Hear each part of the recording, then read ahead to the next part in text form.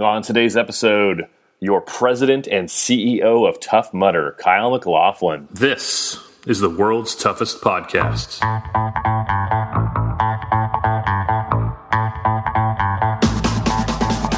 Welcome to the world's toughest podcast, where we talk about any obstacle course race you'd like, as long as that's world's toughest mudder. Each week we talk to members of the WTM community and share stories of success and failure in the single greatest event in OCR. My name is Will Hicks, and this is the world's toughest podcast. Welcome back to World's Toughest Podcast. My name is Will Hicks. Thank you for listening. You are listening to the number one rated OCR podcast in the world, and it's not even close. Thank you for leaving a review on Apple Podcasts and Amazon.com. Today on our show, the president of Tough Mudder, Kyle McLaughlin. Kyle took over as president of Tough Mudder in January of this year, and by all accounts has done an outstanding job so far. Look, clearly I am a fan of Tough Mudder. You don't start a podcast about something unless you like it. But here is the reality. 2018 and the off-season drama that Tough Mudder had were very discouraging to me. The only thing really tethering me to Tough Mudder and OCR was the community, or has been the community, and the people that have been on course and through the podcast, or because of the podcast. My conversation with Kyle that you're going to hear in a few minutes was the best thing for me that I could have heard. So I hope you feel the same when you listen. But first, you can follow us on Instagram, Facebook, and Twitter by searching for World's Toughest Podcast. Shout out to Kim DeVos for continuing to crush it over there on our socials. You can also follow the OCR Report. The OCR Report is a joint venture between myself, Heather from Overcome and Run, and Mike and Caitlin from Obstacle Running Adventures. Check out the website, check out our photography from Jack Goris, and check out the other podcasts. You can also text the word tough to the number 22828 to subscribe to our email list. Totally free. Text tough to the number 22828. Let's talk some news. I got a new phone number. Do you want to call me? It's 619-378-4369. 619-378-4369. I will not answer the phone, but you can leave a voicemail. And if it's good, I may use it on the show. If it's terrible, I may use it on the show. You can also text me, same number, 619-378-4369. So if you're listening to the show and you think, why didn't he ask that question? Or, haha, funny joke. You can now let me know in real time what you think. 619-378-4369. I still need your reviews on Apple Podcasts, but if you just want to say, hey, Will, heard the new episode, loved it, hated it, it was okay, here's an easy way to do that. Save it in your phone, 619-378-4369. That's 619 Druid Ox. 619 Ye Pug Fox. Save it now. Send me a text to test it out. And I know texting is easier, but shoot me a phone call, leave me a voicemail, and I may use it in a future episode. 619-378-4369. Last time we talked was before Toughest Mudder East and Toughest Mudder UK. Let's talk race results. For the first time, 2 Toughest Mudder races were held on the same day in Philadelphia and in the UK. Toughest Mudder is a 12-hour race taking place from 8 p.m. to 8 a.m. That is obviously a change from years past, from midnight to 8 a.m. in the past. Let's talk Philadelphia. Your Toughest Mudder Philly podium winners were, for the men, Johan Ingmarsson, 55 miles in 10 hours, 46 minutes. Mark Godot, 55 miles in 11:03. Evan Perperis with 55 miles in 11:09. And for the women, Erin Rost with 45 miles in 10:53. Kara Pizzuti, 45 miles in 11:55. Isabella Crane, 45 miles, 11:57. And in the Toughest Mudder team category, a new feature for this year, two-man team category from Philly. In first, Javier Escobar and Joshua Reed with 65 miles in 11:51. In second, Morgan Henderson and Audrey Rubrov with 55 miles in 11:35. And in third, Nick Hallman and Ronald Tortula with 50 miles in 11:27. I will have the Toughest Mudder UK results in a future episode. Just as a housekeeping note, we are going to continue to talk with the elites of the sport.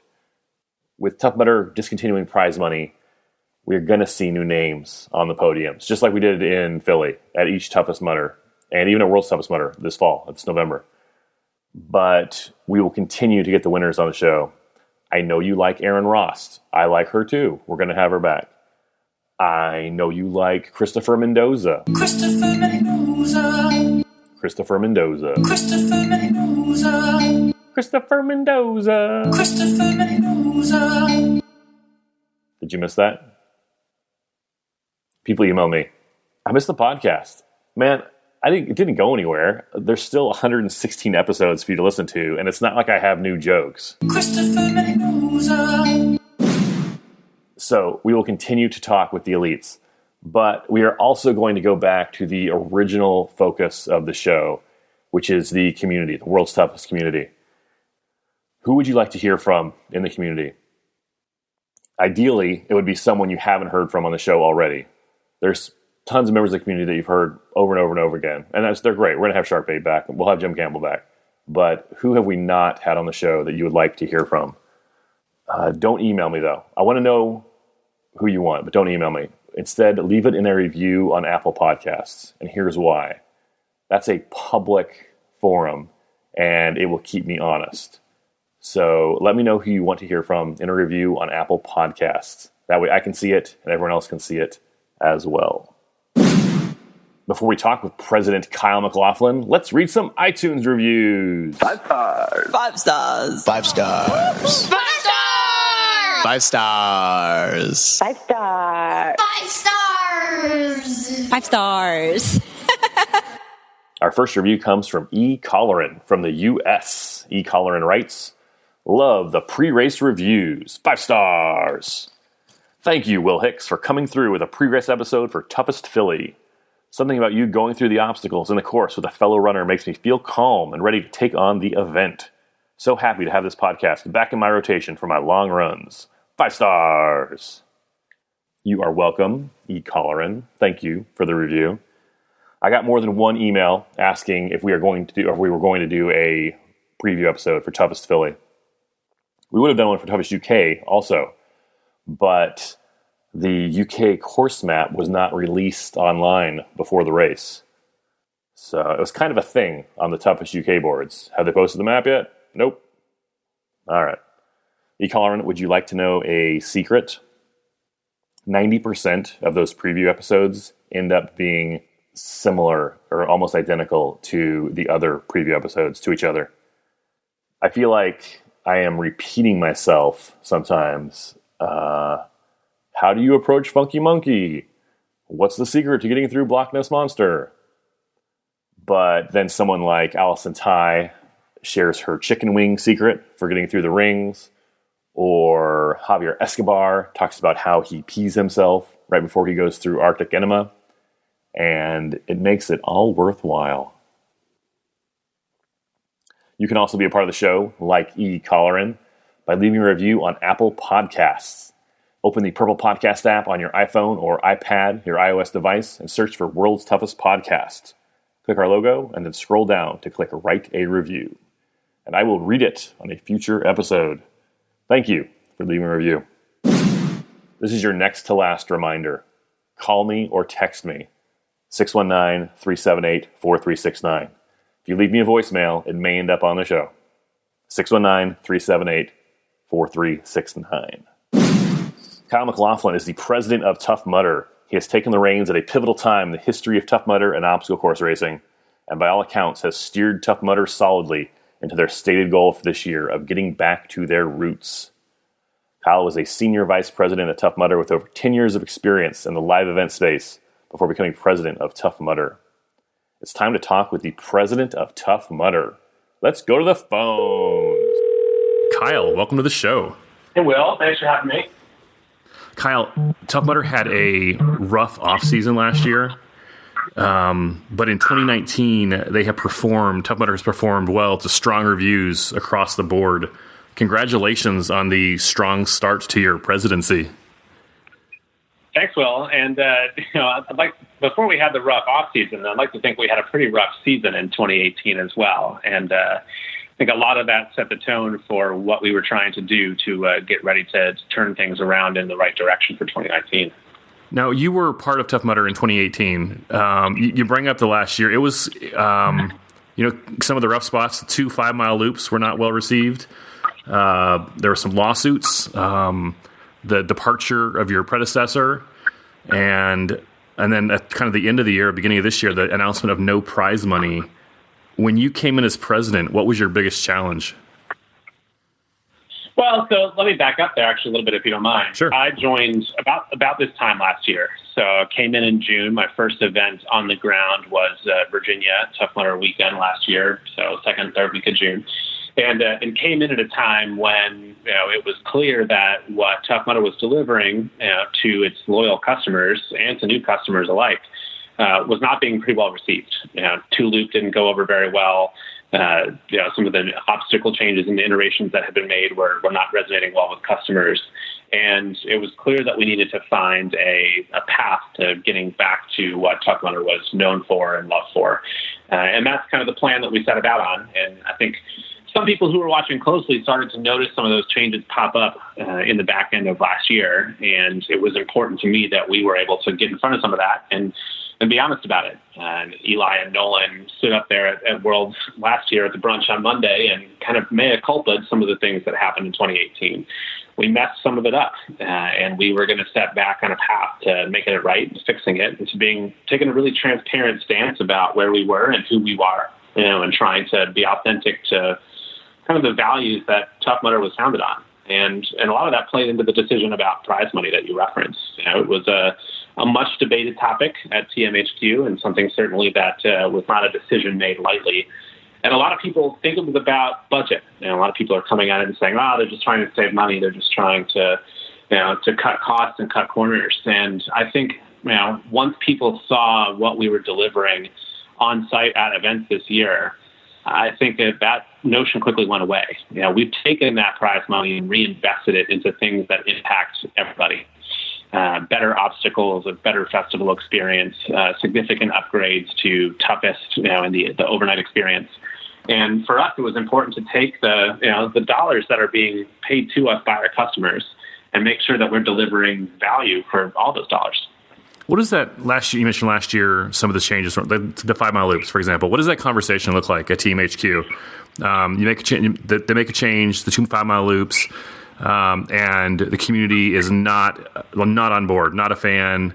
And as soon as you realize that, what does that conversation look like at TMHQ? Well, so in fairness, I got here probably about 2.5, 3 months after the first events of last year. So a lot of those conversations had already happened. I wasn't a part of them, so I don't want to guess as to how some of those went down. But by the time I got here in June, we had pretty much come to the consensus that that two-loop was not working, and different iterations had been tried in the first handful of events of the year, different formats of two-loop, and realized that it was just not delivering a great experience. And frankly, it was really, really difficult for our teams to manage and deliver really well. It's actually much harder to plan a quality two-loop course than it is to plan a kind of traditional Tough Mudder course. A lot of the decision, though, from what I understand about what went into two-loop was being able to get Tough Mudders into smaller venues that allowed us to oftentimes get closer to areas where people actually lived, which meant that it's a shorter drive and opportunity to reach a larger audience. And some of those venues had already been contracted for last year and didn't have a chance to necessarily, switch that mid-course and get back to a venue that could accommodate a single loop course. So what we tried to do last year, as we got into June and July, was switch a number of the courses in the back end of the year to go back to single loop and do the best we could to get the experience restored to what people had come to expect from us. So I think well over half of the events from August onward were on single course or what was, a course that had a pretty minimal amount of repeated mileage, only maybe in small portions and not a full traditional kind of two-loop experience. And we also started to add a bunch of new obstacles in, and we're doing alpha tests at events last year. And some the kind of early tests on upgrades to the festival experience, and a lot of that you saw fully rolled out when we hit the ground running in LA this year. That's kind of a running joke that like the LA course is 2 hours outside of LA, or the the whatever city it is, it's like an hour and a half outside of town. Yeah. Well, we've taken some creative liberties with the geographical names of our events, but they're well thought out in terms of who we're talking to and who we're trying to get to come out to the events. Hey, let me back up for a minute. When you took over as president, you were mostly unknown to the greater Tough Mudder community. What's your background, and how did you come to be president of Tough Mudder? Ooh, yeah, I did a pretty good job at flying into the radar last year, and had a chance to meet a bunch of our longtime loyal Legionnaires and spend a bunch of time with people. I was out at quite a few events in 2018. From June onwards, probably pretty much every other weekend was out somewhere at a North American event. But prior to coming to Tough Mudder, I've spent my entire career in live events and mass participation.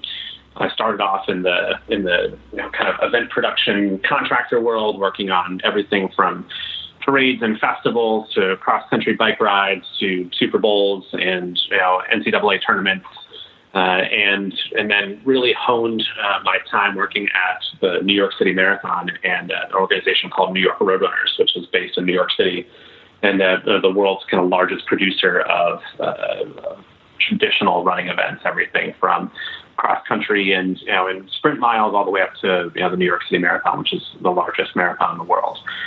So I was there for 6 years and had worked on the marathon as a contractor for a total of 12 years, and had kind of risen through the ranks at New York Roadrunners, and knew the folks at Tough Mudder, had an opportunity when they called the last late spring, early summer, and said they were looking for somebody to come over and help take on the event experience and lead the events team. It seemed like an opportunity too good to pass up. I've been a follower for Tough Mudder for a number of years. I run a handful of events prior to joining last summer, and had always a big passion for the brand and a big love for the community. And after working in competitive sports for a number of years, it was really great to be able to get somewhere that that didn't prioritize who the fastest person was or who the most athletic person was, but really prioritized the sense of teamwork and camaraderie and personal accomplishment and being part of this community that I think Tough Mudder is famous for. You mentioned a lot of changes that when you reinvested, kind of took the prize money, reinvested it into the experience of the festival area and the course area. What are some of the biggest changes Tough Mudder's made this year? Well, I think certainly it's obviously pretty clear in obstacles. We made a commitment last year to 10 newer improved obstacles, and I think we've certainly delivered that, and we appreciate the patience as we've worked through some of the kinks of those in the early events of the year. It's never easy to roll out that many new obstacles at one time and expect that they're all going to work perfectly, but the feedback that we've been getting from customers, new and longtime Legionnaires, has really helped us make some of the modifications on things like Mudderhorn and the Gauntlet and others that have become new crowd favorites. And we made some major upgrades to the festival area. I think people have really enjoyed seeing Will and Coach and their new role as DJ in Mudder Village MC, and we've certainly tried to create a vibe and an atmosphere that gives you something to do and a place to hang around. A focus on better food, on better beer, on good local partners and sponsors, on things to be able to do and entertain yourself, and really basically creating an experience for the spectators that never existed before as well. It felt kind of kind of disingenuous to charge $20 for spectator tickets and only give people the opportunity to go walk around the course. And now we're at a place where that spectator ticket has some value. You're able to get a free beer as a spectator. You've got entertainment in the base area and the festival. You've got base area and festival challenges to do, be it Pop and Lock or Human Hamster Wheel or the new games that we've added, great sponsor giveaways. And a big piece of it for me, which I don't think a lot of people paid much attention to, but is really important to the experience, is delivering on the basics.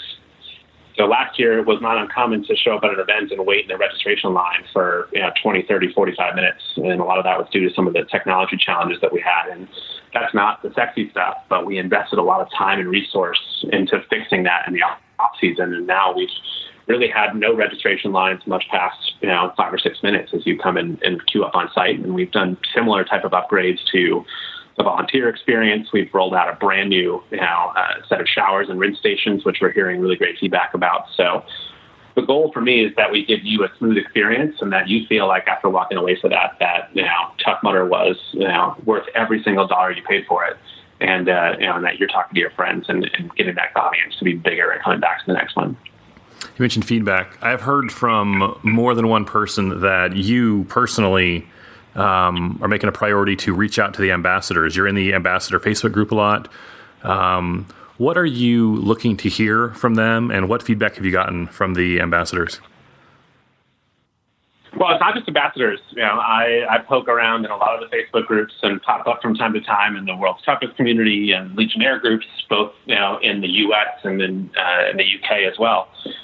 It's not that I'm looking to hear anything in particular. I want to hear what's authentic and real. At the end of the day, Tough Mudder is nothing without this community and nothing without the customer base that has supported us through the ups and the downs. And I've come to really appreciate how much of an impact Tough Mudder has made on some people's lives, and whether we've been a part of their health journey or their fitness journey or their mental health journey. Tough Mudder is an integral part of people's lives, and I think it's important for the team at TMHQ to understand that. Even though we're not perfect, when we make mistakes sometimes, we need to be able to have an avenue to get feedback on that, fix it, correct it, and apologize when we need to apologize. And also, make sure we have an avenue to talk about the facts and talk about what's real. So, I poke around in a lot of the groups. I ask questions. I'll throw polls up. I also, tend to respond to customer service things at appropriate moments. So, for me, it's important in my role to have a really good pulse as to what the community wants and where people's feedback is and what we can do better to make sure that we're delivering on, what this really loyal group of, family members that have surrounded us for the last several years have desire to see from Tough Mudder in the future. One of the things Tough Mudder's always been known for is the obstacle innovation, like King of the Swingers and Loch Ness Monster. What are Tough Mudder's thoughts? What are your thoughts on bigger, newer, epic obstacles going forward? Well, for me, I think it's really about how can we deliver that to you more regularly. So, Tough Mudder's always been about, the big, bad, epic obstacles. But for us, we've always delivered it kind of once a year. You've seen obstacle innovation. There's been all this buzz around beta testing. We roll out new obstacles and they pop out the following year. But if you come to LA in March or April when it's typically been, and then you want to come back to Vegas or come back to SoCal, come back to Arizona at the end of the year, I want you to be able to see different obstacles and have a different experience, an improved and evolved experience than you had at the beginning part of the year. So a big piece of what we're focusing on right now is how do we speed up the innovation process? How do we deliver more new, more frequently? And some of that's going to be iteration on some of the platforms that we've got. You may see changes to things like Funky Monkey or the Gauntlet. You might see new level up lanes, and we're pretty excited about what we've been able to do so far this year on level up lanes. And I've got a bunch more things in the hopper that you'll start to see in July and August. And making sure that, even if you are a Legionnaire that runs, 5, 10, 15 events a year, that, you're going to see a gradual innovation and evolution to those events, and something different pops up on a regular basis. Okay, speaking of something different popping up, I've seen Devil's Beard in the UK looks real different from what I'm used to seeing. And I've seen you and Carlo Piscatello having a conversation about the US version of that. What's going on with that obstacle? I mean, well, personally, I think Devil's Beard is the best obstacle that we have on course, and I know that there are a bunch of Legionnaires who disagree with me. No one believes that. And Carlo happens to be one of them. So Carlo approached me at LA and said, "Hey, what are we doing about Devil's Beard? This obstacle sucks." And I said, "Well, Carlo, if you're going to make such a big deal about it, then take it on yourself. You and Josh get on your show, run a design contest, and we will make some changes and modifications to Devil's Beard." So you can let Carlo know that I'm still waiting on the results of this design contest. But we did a similar thing in the UK.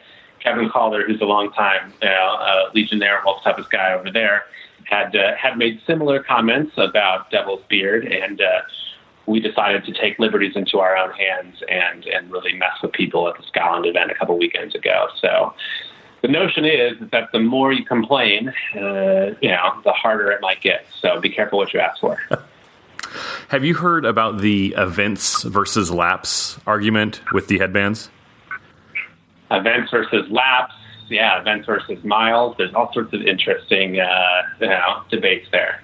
So this is a conversation that pops up from time to time about whether the number on your Tough Mudder headband, the 5X, the 10X, 25X, is that number for how many Tough Mudder events you've run or for how many laps you've run of a Tough Mudder. Once and for all, direct from the president of Tough Mudder, is it laps or events?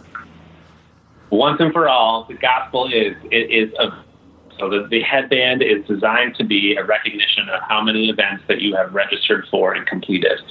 We love the people that go out and run multiple laps. I think it's great, in particular, for people that come out and do a lap trying to achieve their personal goals in the morning and then go back out in the afternoon to help others and do their Assist 100 and be a part of the community out there. But the headband recognition is for the number of events that you have registered for and completed.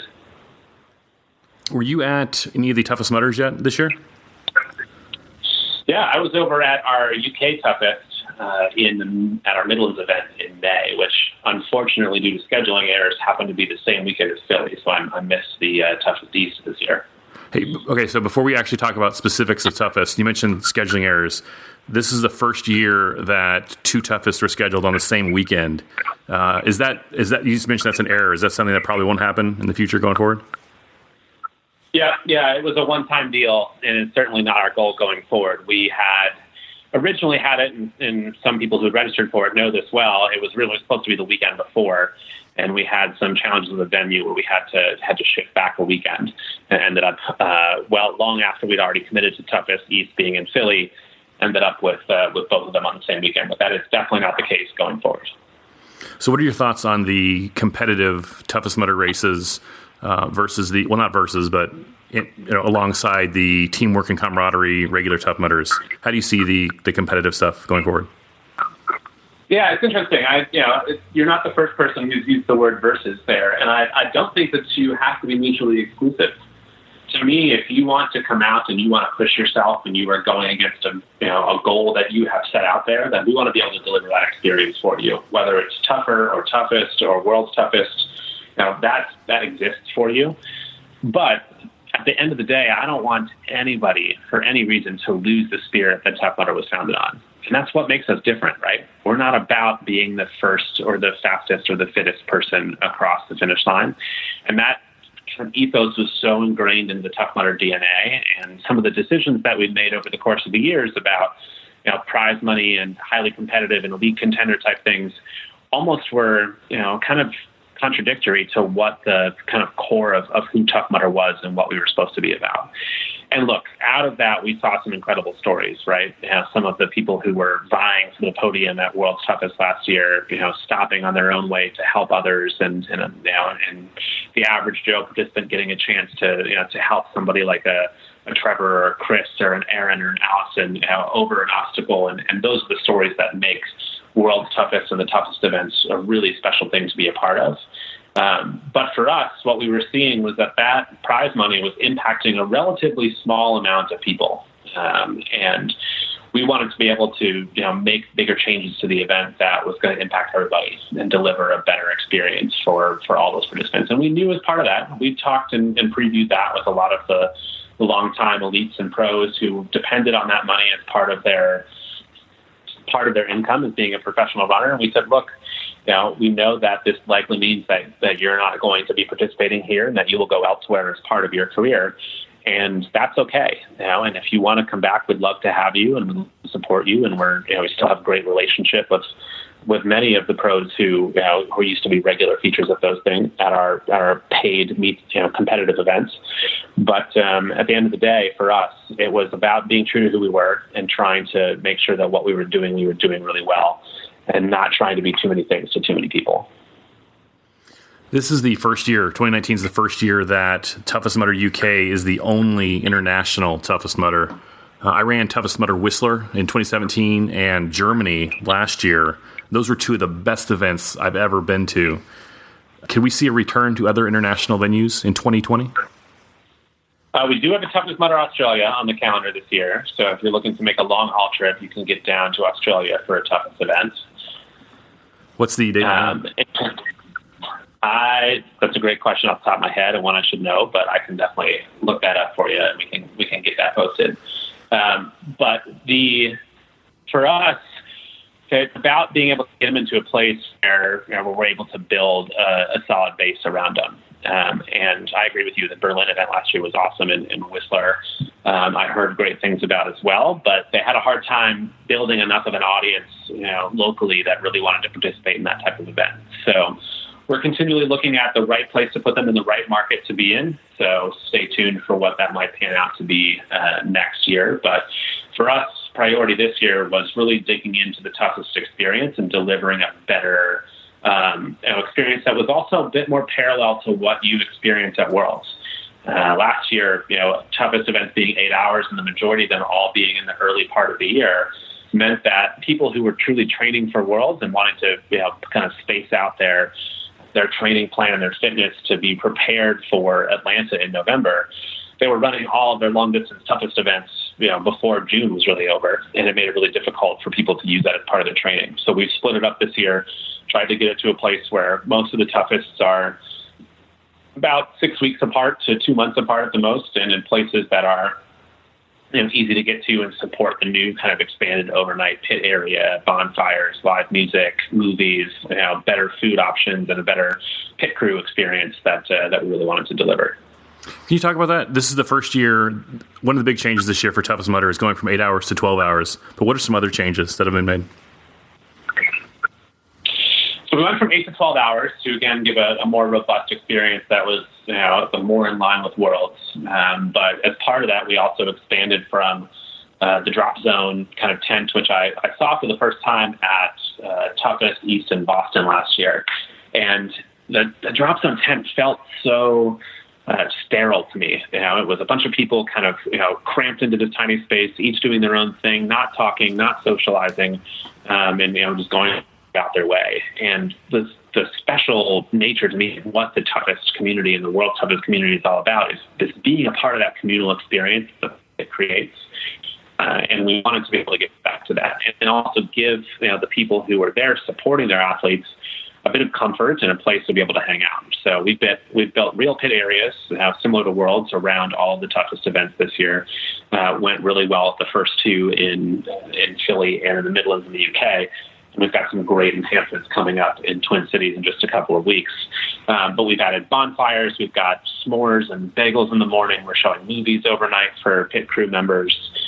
We've got much better amenities. We've brought back things similar to the Golden Carabiner, where we're doing, we did wristband challenge in Philly, and we will continue to kind of switch that up over the toughest events.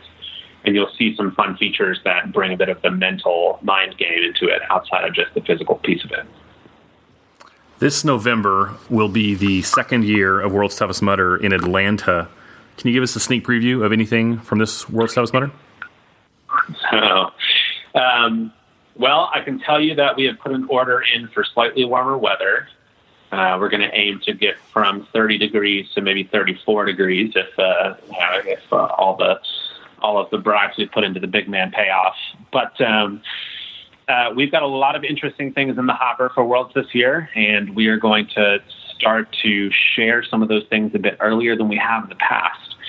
So all I can tell you at this point is that if you are not yet signed up for Worlds, you will not want to miss it this year. And similarly, if you have, you can't run Worlds, you're injured, or you don't think you'll be at the point where you can do the full 24 hours, we still want you to be there. To me, Worlds is the Burning Man of Tough Mudder. It should be the place where our community assembles every year, and we are going to expand a number of things this year to be able to create a full weekend experience for World's Toughest Runner, pit crew member, and general fan and community member alike. A full weekend experience. From Friday to Monday, we want it to be the destination Tough Mudder kind of end of the year celebration that all of our community, if you love Tough Mudder, you should be in Atlanta in November, no questions asked. So I looked up the weather for this year, and we're talking in June. It's still early, but AccuWeather is projecting a high of 50 and a low of 34. That's 10 and 1 Celsius. Can I get you to do a lap with me overnight? Sure, I'll do a lap. Kyle, this is at the end of our interviews, I usually ask my guests if they have anything they'd like to plug. This is your first time on the show. Our listeners are like the diehard community members that buy season passes every year and run multiple laps and are World's Toughest every year. Do you want to say anything like straight to them? Open floor, whatever you want to say. I appreciate the microphone and the soapbox, Will. And I think hopefully most of your listeners have had a chance to interact with me in some way or another this year. But at the end of it, and I said it earlier, but Tough Mudder is what it is because of the community, because of your listeners, because of the people who have dedicated a major piece of their life to being a part of this thing that is bigger than any of us. And I'm humbled to be, what I personally view as a servant, and a servant leader to this community. So I'm here, and Tough Mudder is here, and we want it to be what you want it to be. So your feedback, your thoughts, your ideas, your participation, we want you to call us out when we're not doing it right, and we want you to step up and thank the TMHQ team when they have done something right, because there's a great group of amazing, hardworking people who are running all over the world on a weekly basis to put these events on for you guys, and they are the ones who really deserve the kudos and the thanks for all the hard work and the good things that you've seen this year. Kyle, any last thoughts on Tough Mudder or anything else? We've got some great things in store for the back end of this year. We've got some exciting stuff coming down for Worlds that I think everybody's going to be pretty pumped about. And we've got some great plans on expansion and new markets coming into 2020, all of which is going to start to roll out over the course of the next couple of months. So stay tuned, keep your eyes peeled on toughmudder.com, and stay in close watch of the Facebook groups, and we'll be teasing some things out as we get a little bit closer down the road here. But Tough Mudder's back, and we are headed in the right direction, and we could not be more appreciative of everybody for their support. Kyle McLaughlin, thanks much. Thanks, Will. Special thanks to Kyle McLaughlin for appearing in this episode. Well done, Kyle. Come back anytime. Looking forward to running a lap with you at World's Toughest this November. Don't forget to leave a review on Apple Podcasts and a voicemail at 619-378-4369. And I will talk with you soon. Go spend time with someone you love.